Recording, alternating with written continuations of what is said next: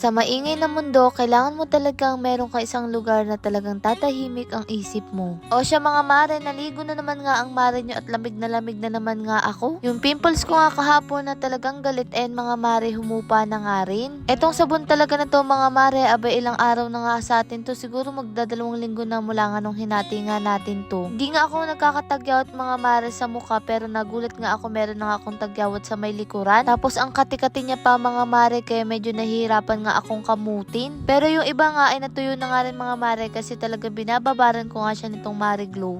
Etong siran, ayan, naaabot niya nga rin etong likod at napakasipag talaga nito magsabon. Pagkatapos din pala namin maligo mga mare, nagbihis nga lang tayo. Pagkatapos nun, ipapasok na ulit tayo sa Mare Glow. Palingon nga ako dyan kasi may kinukwento siya dyan at sabi ko tingnan ko nga kung kita nga yung tiyan ko. Hindi na nga ako dumiretso dito mga mare, dito na nga ako sa may kusina, tiningnan ko nga kung malinis nga. Bale, ayun nga, dahil kailangan nga natin mag-live na mag-live, araw-araw na pagla-live, kailangan natin mag-invest nga mga mare. Para nga sa ganun, kapag nakikita niyo ako naka-live mga mare, hindi ako nagsasabi kung malulhobat na nga ako kasi madalas talaga akong lobat. Parang ang ganda ko dito mga mare, charot lang. Tinan nyo naman nga, tuwang-tuwa nga ang mare nyo kasi tiyak na talagang ma-enjoy na natin ang pagla-live. Sa mga ganito kasi ako yung mas marunong nga kay Ran kasi siya naman sa actual. At talaga ako nag-aasikaso sa ganyan at tinuturo ko nga sa kanya mga mare. Dahil nga nag-invest tayo, eto nga ang ulam nga natin ngayon. Dahil yung pamangkin ko nga maagang-maaga pa lang nagtitinda na nga daw siya ng tinapa at nangangawit na nga daw ang kanyang boses kasi sigaw, kaya pumunta na nga rin dito. Ma-share ko nga lang sa inyo yung journey nga ng Mare Glow user nga natin, ay talagang tuwang-tuwa nga ako nang makita ko at nakatulong nga ang Mare Glow kay ma'am. Hindi nga po siya bayad mga mare, pero nakita ko nga po siya sa black app na talagang ginagamit niya itong Mare Glow nga natin. Ito yung sinasabi ko sa inyo mga mare, na ang sabon natin ay hindi lang nakapokus yan for whitening, para sa pagpapaglow ng balat. Nakakatulong din nga po ito sa pimples, dark spot, and even skin tone, oily skin tulad nga ni ma'am na talagang marami siyang pimples pero unti-unti ay nawawala nga. Syempre patuloy lang nga sa paggamit. Kahit sa anong bagay, walang instant mga mare, kailangan mo yung paghirapan at kailangan palagi mo yung ginagamit para makita mo yung totoong resulta. Pag ako nakakakita ng ganito mga mare, nakakatuwa lang kasi syempre diba, kahit nga sabon natin is nakakatulong talaga sa mga taong nawawalan ng tiwala sa sarili. Mukha nga lang siyang mahal mga mare, sasabihin 170 na yan, isa lang, pero 135 grams naman siya. Pero kung titingnan mo naman mga mare yung effectiveness, hindi ka naman talaga mga mare magsisisi. Nakakatuwa kasi dito mga mare, sabon lang to, walang toner at kung ano-ano pa, sabon lang talaga, kaya makakatipid ka rin. Pero o siya mga mare, tapusin na nga natin ang kwentong pagkahaba-haba ng kinukwento ko sa inyo.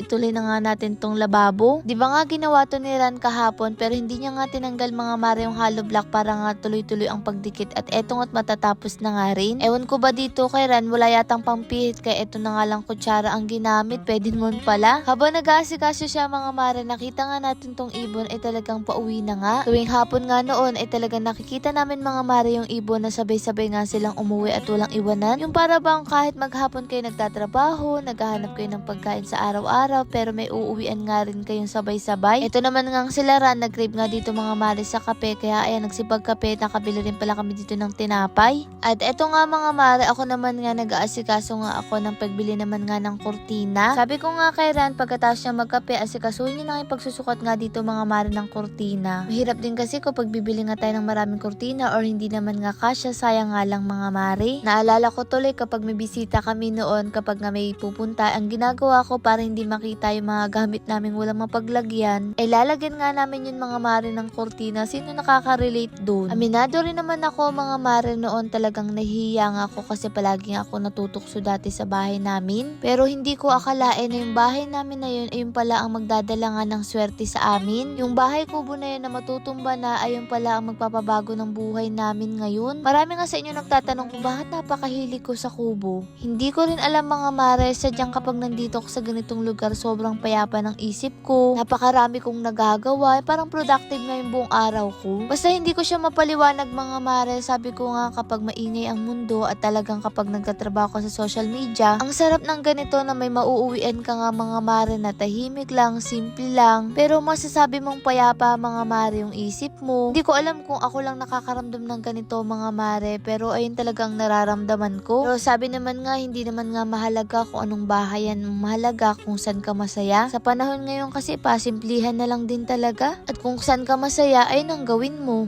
Lord, maraming pong salamat sa lahat ng blessing, syempre sa inyo mga mare. Paano ba yun bukas na lang ulit?